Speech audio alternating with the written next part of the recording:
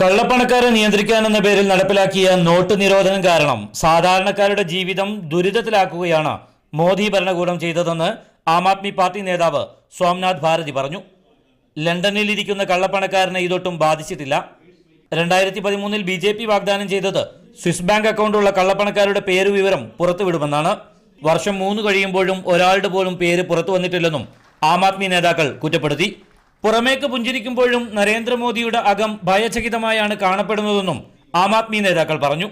He is only helping few chosen crony capitalists who have helped him in the election, who have helped him becoming Prime Minister of the country.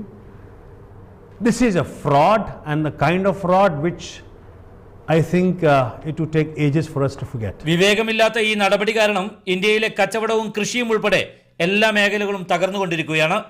എന്നിട്ടും ഇതേക്കുറിച്ച് പാർലമെന്റിൽ വിശദീകരിക്കാൻ പ്രധാനമന്ത്രി തയ്യാറാവുന്നില്ല. സാധാരണ ജനങ്ങളും അവരുടെ പ്രതിനിധികളായ ആം ആദ്മി പാർട്ടിയും മാത്രമാണ് ഇന്ത്യയിലെ not പിൻവലിക്കലിനെതിരെ ശബ്ദിച്ചതെന്ന് party MLA Jarnail Singh പറഞ്ഞു. വൺ ഇന്ത്യ അസോസിയേഷന്റെ 2ാം വാർഷികാഘോഷത്തിൽ പങ്കെടുക്കാനായാണ് ആം ആദ്മി പാർട്ടി നേതാക്കൾ ദോഹയിലെത്തിയത്. Mujeeb Rahman, media 1, Doha.